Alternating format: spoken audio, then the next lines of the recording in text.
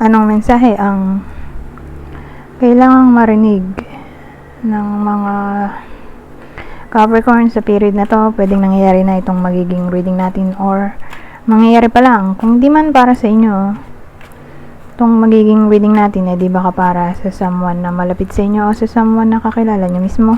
Baka may lumabas na gender mamaya, gawin nyo na lang energy, masculine at feminine energy. Pwede rin naman na wag nyo nang pansinin ang gender. Hindi ko masasabi kung anong magiging reading, kung positive ba o negative. Depende sa kung anong mapipick up kong energy. Walang masama kung papanoorin ang Sun, Moon at Rising sign kasi baka alin man sa mga yan ay mag-resonate na sa sitwasyon nyo.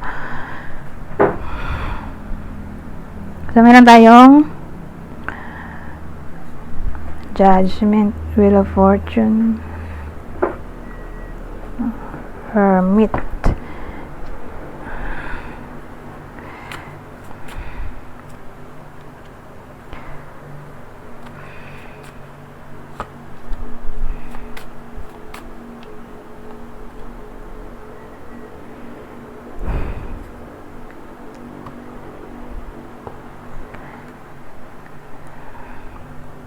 so dito naman sa Lenormand, Side Tower, Stars. So anong topic natin dito? Career.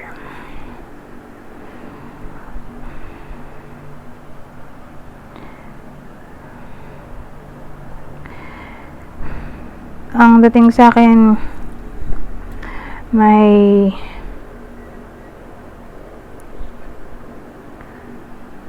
opportunity na maaaring dumating sa buhay ng iba sa inyo, na maaaring mag-cause para magmuni-muni kayo.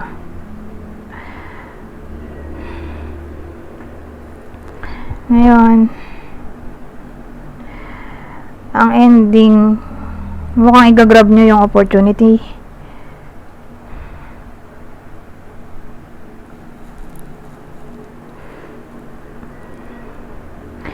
Actually, yung opportunity na to ay mas better dito sa current job ng iba sa inyo. So, para lang to sa mga may trabaho ngayon. Kung wala kayong trabaho, di para to sa mga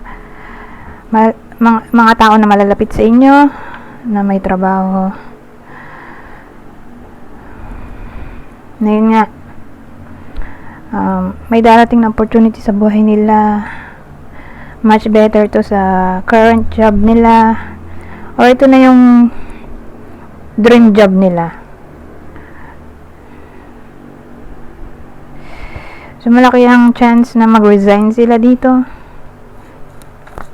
At mag-focus dun sa new opportunity na paparating. So, again, more like new job. New proposal. New job offer.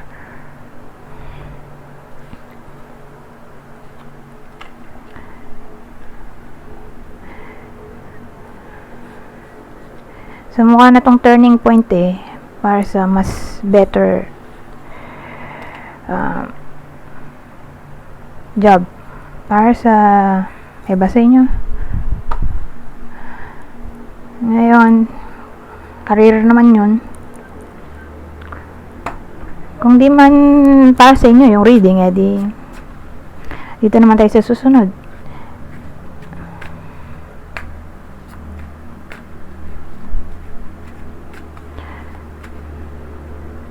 Teka lang, lagyan din natin ng clue. Pero wala tayong zodiac sign kasi wala namang partner, di ba? At ito ay career. So ito yung possible hitsura ng tatamaan ng reading na to. So yung clue natin pwedeng tumama sa inyo, sa person nyo, kakilala o idol. Kunin nyo lang yung clue na sa tingin nyo ay fit sa sitwasyon nyo or sa kakilala nyo. So, may someone na nasa Europe o nasa abroad siguro kung wala sa Europe. Or yung partner nasa abroad. Ito, beauty mark. So, may someone dito na may beauty mark daw. So, depende kung ano bang beauty mark ang sa tingin nyo ay beauty. Depende sa inyo kung anong mark ang sa tingin nyo ay beauty. So, dito sa case na to, may makeup. Ito, may nunal or taling. Ito, hikaw.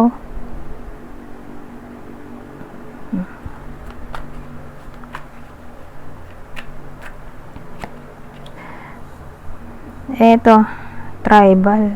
Retribo. Ito, dark skin. So, may someone na moreno, morena, or literal na super itim, dark eh. Ganito ang kulay. Or partner siguro.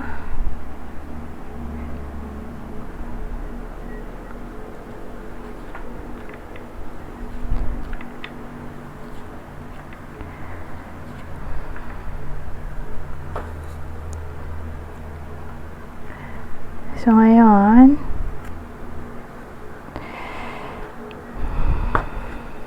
ibang senaryo.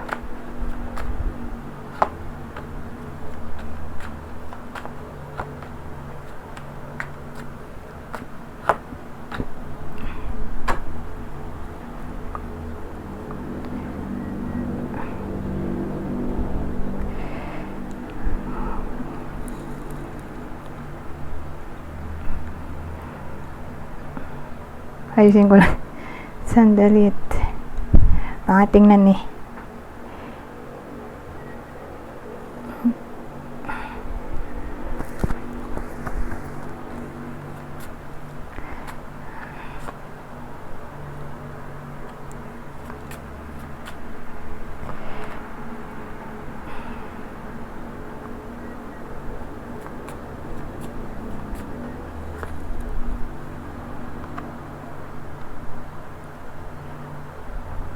Yung book doon, ito na.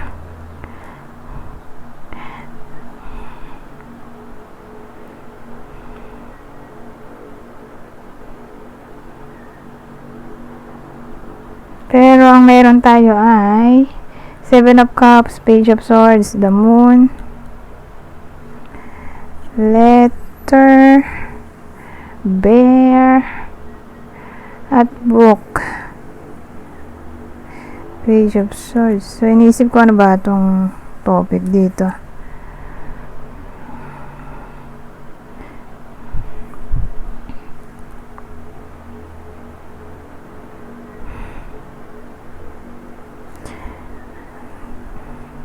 So, all about lifestyle.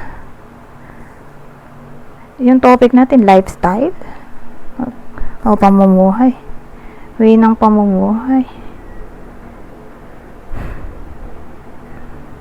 Anong meron?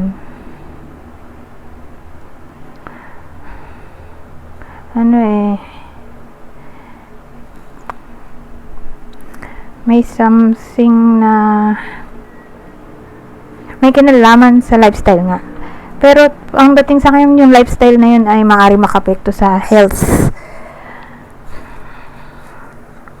ng iba sa inyo.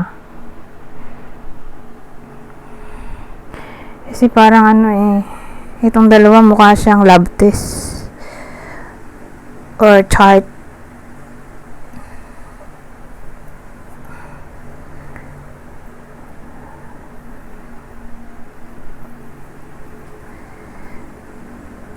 Kung saan nandun yung diagnosis, yung monitoring.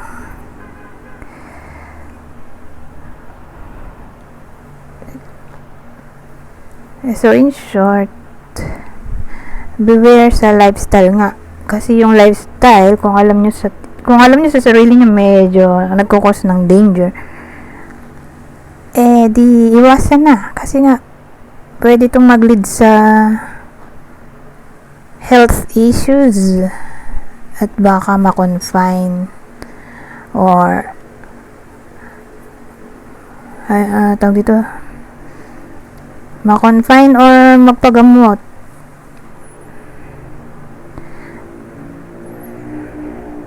Check upin dito.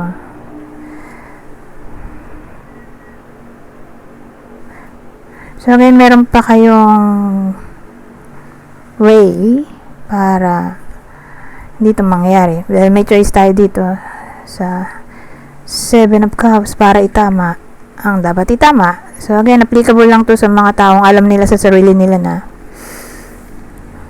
may lifestyle sila na nakakapekto sa health. So pwedeng trabaho, bisyo, or bad habits, addiction, etc. Beware. So, hindi siya relationship, kaya ito ulit ang gagamitin natin. Wala tayong zodiac sign ng partner. So, ito yung clue. Okay? So, kung di man para sa inyo yung clue, di baka tumama dun sa person nyo, kakilala o idol. Kunin nyo lang yung clue na sa tingin nyo ay fit sa sitwasyon nyo. Kasi kung di nga to para sa inyo, itong reading, kung alam nyo sa sarili nyo, wala naman kayong lifestyle na pwede maka-apekto sa health ninyo, di para to sa someone na malapit sa inyo.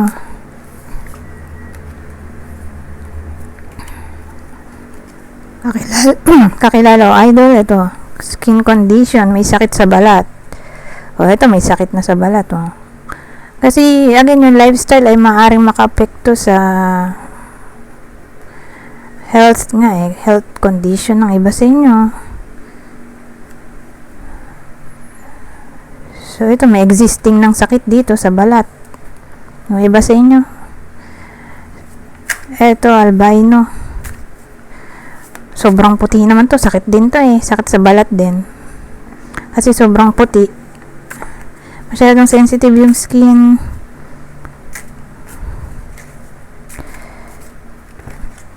So pag ganito, bawal sila sa sobrang init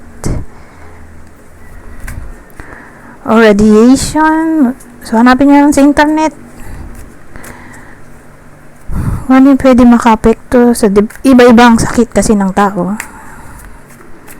pati sa balat, iba-ibang type.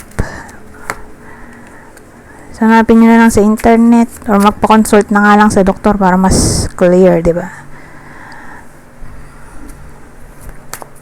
Ano yung mga dapat gawin? Ito, mixed color eyes. Lalo naman siguro kung may ibang lahi. Ibang lahi yung iba sa inyo, tapos sobrang puti.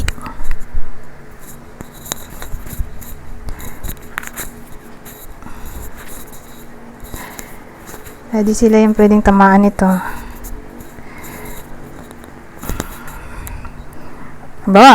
Half Filipino, half American, Canadian, Australian, etc. Na masyadong sensitive sa sikat ng araw, yung balat. May case na gano'n kasi iba yung nila lahi nila. So, kanya-kanyang yan, tawag dito. Lahi. So, iba-ibang lahi, iba-iba rin sakit.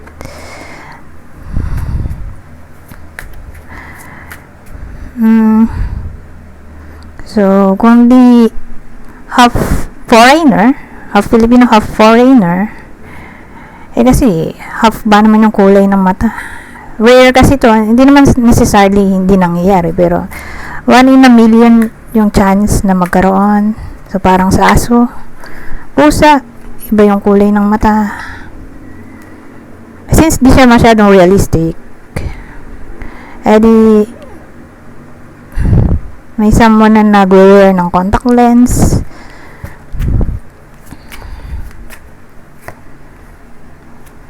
Kung di ganyan yung mata,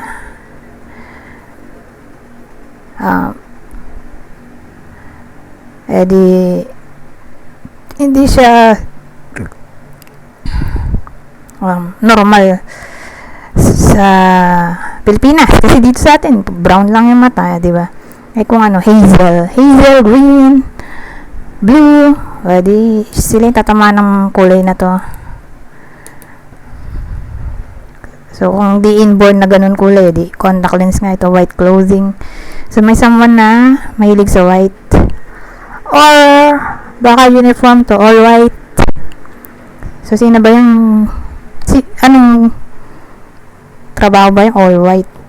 Usually, sa ano yan, health or sa mga naglilinis, di ba? Kasi nire-represent nila ang cleanliness, di naka-white sila. Mga naglilinis. Pero ang hirap nun, no? Naglilinis ka na, naka-white ka pa, di lalo kang madudumi. Madaling madumi yan. Pero ganun. So, uniform na to. Uniform na all white or almost all white.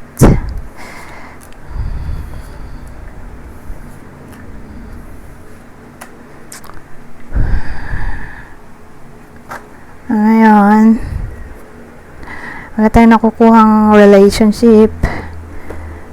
Kaya palitan natin yung deck. Dito baka may relationship. Ayan natin. So, dito sa case na to may mga kodigo siya. Pa mas maganda. Madali ko maintindihan. Saka may reverse tayo dito. Dahil may kodigo naman. Kasi hindi ako nagbabasa ng reverse. Lalo kung naguguluhan. So, sa case na to, may reverse tayo dahil mayroon naman siyang kodigo. Saka para maiba ang energy.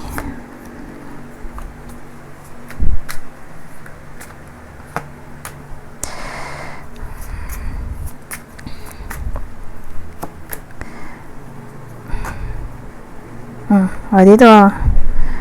Knight of Cups, upright. Ito dalawa, baliktad. Magician. Two of Swords.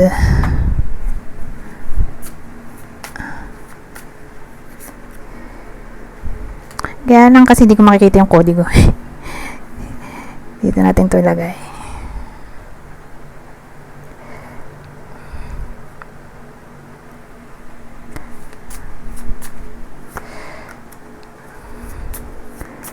Oh, parehas silang kabayo. Rider to. Knight of Cups. Pero magkaiba sila ng meaning. Ito, fish. Anong topic natin dito? All about money? Ay, teka.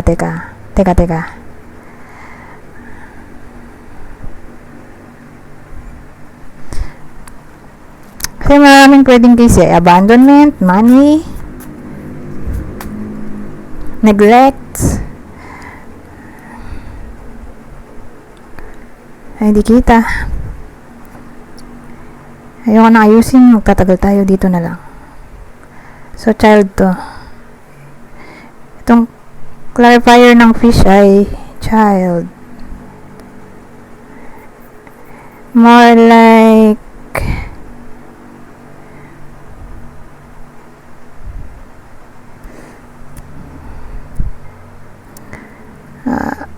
money to. Wala pa rin tayong relationship. Wala tayong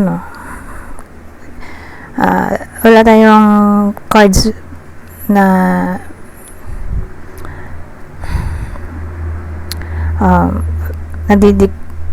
nadidictate or nagbibigay ng clue na relationship. Although nandito to. Dito kasi ako kumukuha ng subject. Sa Lenormand. Ito yung subject event natin. Lenormand. Pero maganda pa rin naman money to eh. Kanina, ano bang topic natin? Career, no? Trabaho. Isa lifestyle naman. Na may kinalaman sa health. Rumble na tayo. Wala pa rin tayong relationship. Ito money naman.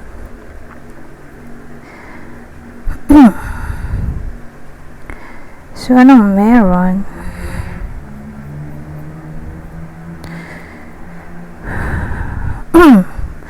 Ang dating sa akin, may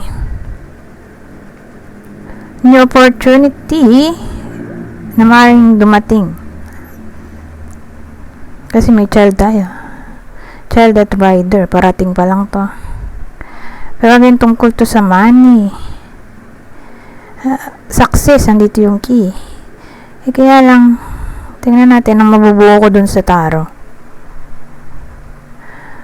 So, yung tarot, Knight of Cups diba? Knight of Cups, Magician, baliktad, Two of Swords. Excuse me. Baliktad din, Two of Swords.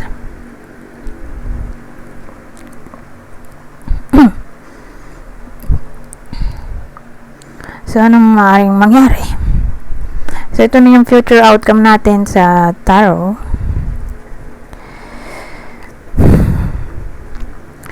Ngayon, ang dating may tawag dito, pagpa-follow ng kanyang desire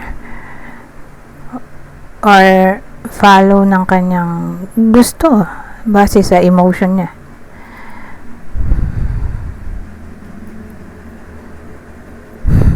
Kaya lang ang nasundan niya ay baliktad na Magician.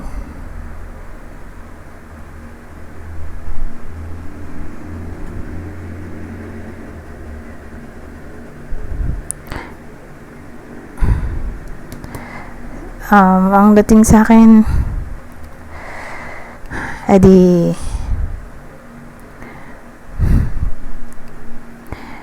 igagrab niya yung opportunity. Kaya lang kasi baliktad to. Okay sana kung naka upright to. Kaya lang baka maloko siya.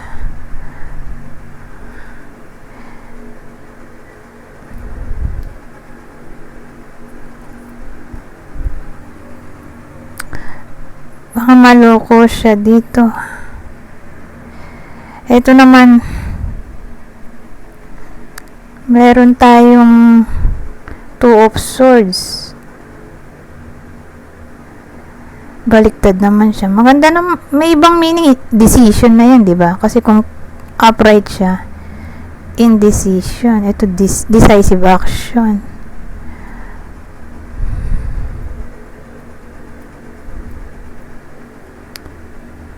Ito naman, bad choice. Maganda ko i-clarify natin tong part na to. Two of Swords. Baliktad pa rin tong The Star natin. Bad choice talaga. Disappointment. Ang dating too good to be true siguro to. Itong topic ng pera. Baka ma-scam yung iba sa inyo. Lalo kung may kinalaman sa investment,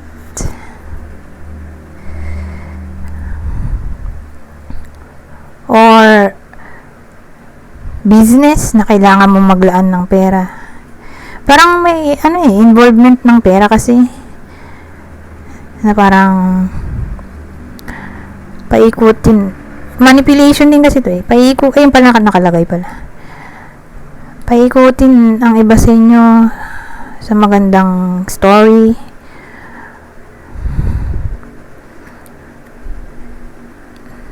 Tapos ang ending, scam pala. So again, doon tututama sa investment or business or anything na may kinalaman sa business or sabihin natin paluwagan. Basta may kinalaman siya sa pera. Kasi may fish tayo. Parang igagamble nyo yung luck nyo sa pera.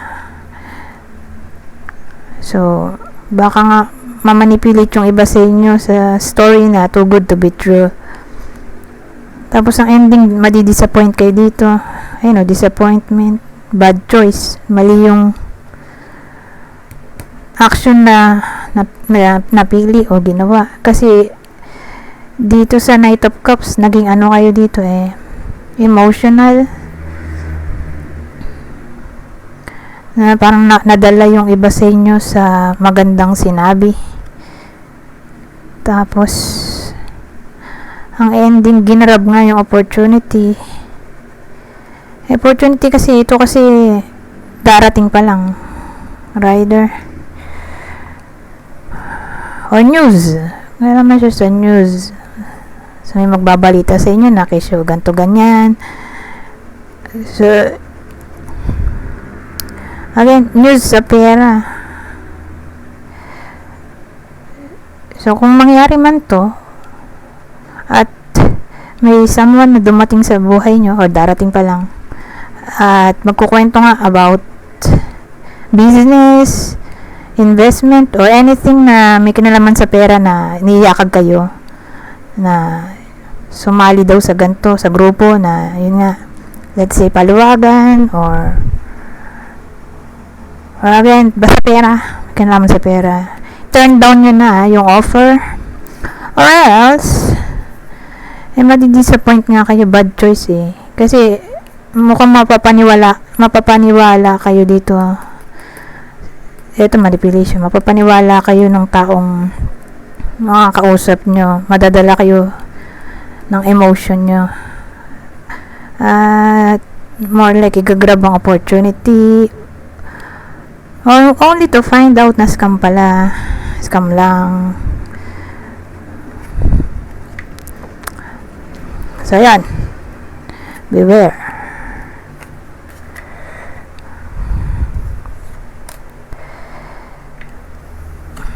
Parang tayong relationship.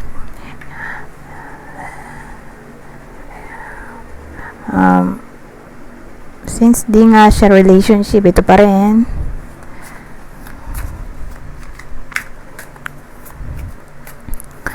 Yung clue natin, tulad ng sinabi ko, kung di man tumama sa inyo, di baka tumama sa person nyo, kakilala, or idol. Kunin nyo lang yung clue na sa tingin nyo ay fit sa sitwasyon nyo. Kasi kung di man tumama sa inyo yung mga reading baka tumama dun sa kakilala nyo. So, ito yung clue natin. So, may someone na mahilig sa trintas. Ayan titirintas ng buhok, braids. Mahaba ang buhok, long hair.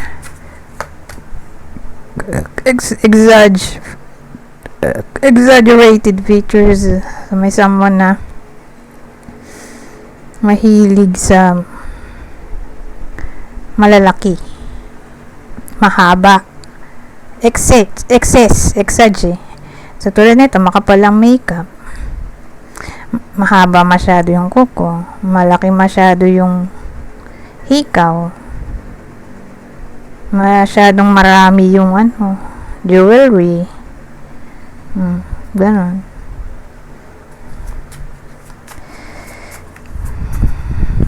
Eto, short hair. Kanina long hair, ngayon short hair. So, alin man dyan. Pero kung short hair, ganyan yung kulay. Ganyan yung haba. Gupit lalaki. Kasi may short hair na hanggang tenga, hanggang baba, o hanggang shoulder. Diba? Short pa rin naman yun. Pero sa case na to, ganito. Ganyan yung buhok. Pang lalaki. O ganyan kaikli. Basta ganyan.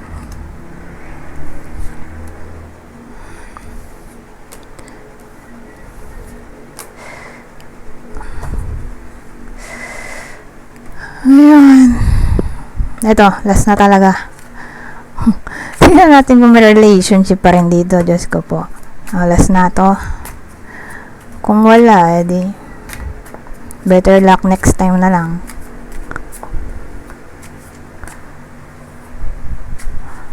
Ay, wag na nga. Dito na lang tayo. So, dito may chance. Ay, di pala to. May chance pa dito kahit papano.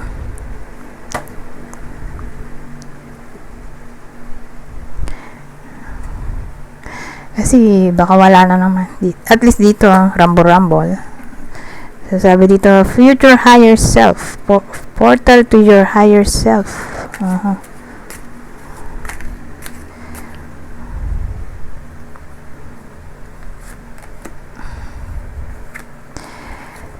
So, creativity.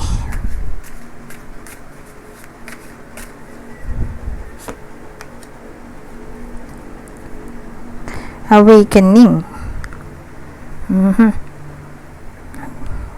So, sabi, have fun, express yourself in new ways, awakening, a realization, shift, or discovery. Ano yon?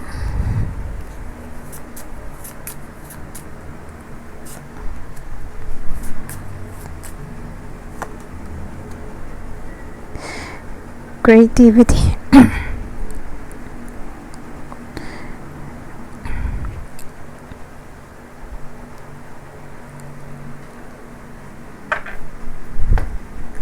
Creativity, awakening. Ito, creativity rin to eh.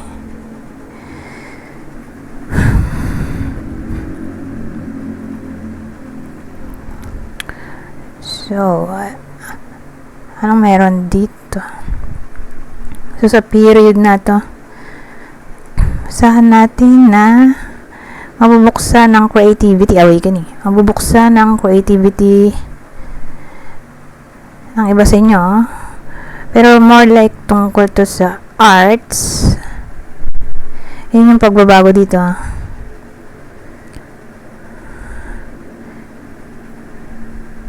Ayan. So, ang dating magiging artistic ba? May chance na maging artistic ang iba sa inyo sa period na to.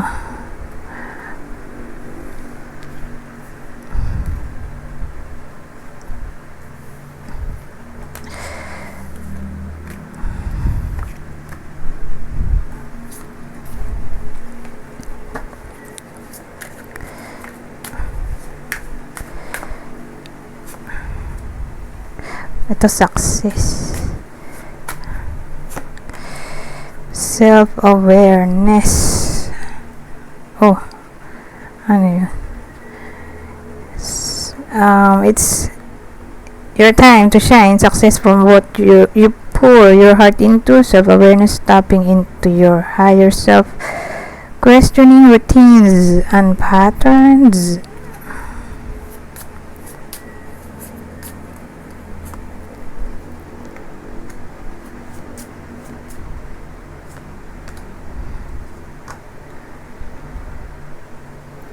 Oo, promotion kasi to eh. Maraming pwedeng case. Kasi may ano tayo dito, change na naman. Sa coffin or renewal. So, sana, ito change din to. Transformation. Or completion. So, again, more like promotion to.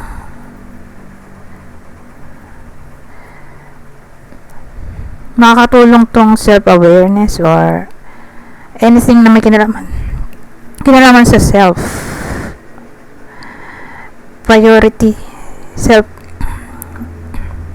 Prioritize ang self para mas mag-want yung success. So then, pwedeng may kinalaman to sa promotion, migration, relocation,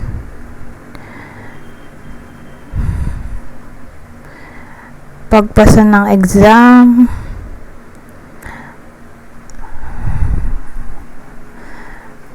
pregnancy, or anything na may kinalaman sa advancement, progress, ano ba? Recovery, improvement, innovation, renovation. Pero wala pa rin relationship. Matatapos na tayo, wala pa rin relationship. Ayan natin dito. Pero maganda naman yung lumabas. Ay, meron ding hindi. Ganun talaga. Hindi laging positive.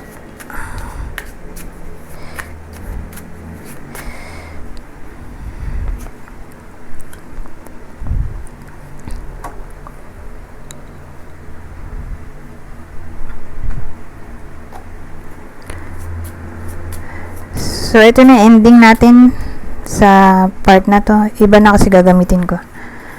Ibang deck. So, sabi, teka, sacrifice. Giving up something now for a future reward. Ito, putting in the work. Action that helps achieve goals, building the path to success.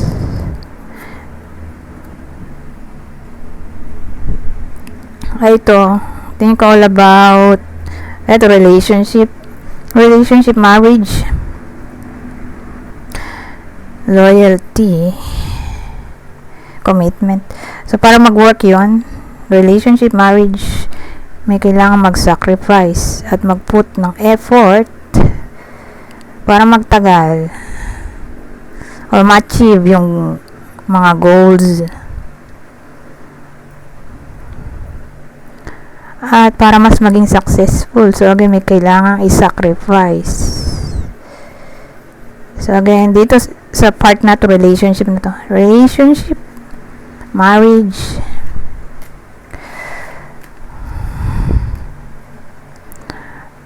pero para lang yun sa in relationship. Anyways, in a relationship or kasal, wala tayong pang single. Wala pero in general naman yun, di ba? Yung mga reading natin, so pwede rin sa single, pero sa relationship walang lumabas. Sa love life para sa mga single. Pero dito, tingnan natin. So, sa part na to, babasahin ko na lang para mabilis. Kunin nyo lang yung information na sa tingin nyo ay fit sa sitwasyon nyo. Change na naman, ito rin yung kanina. Sinasabi kong change. So, sabi, the changes that you're going through are positive.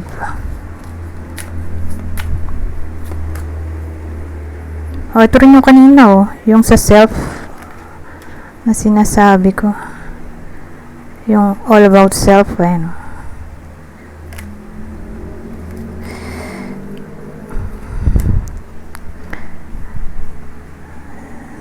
na-prioritize ang sarili para mas mag-grant ang success. Ito, sabi naman dito, believe in yourself. See yourself doing well and you will. At ang uli, creative. Oh, creative na naman. Parang lumabas din yun ulit-ulit lang. Ito, creativity. So, ito, creative.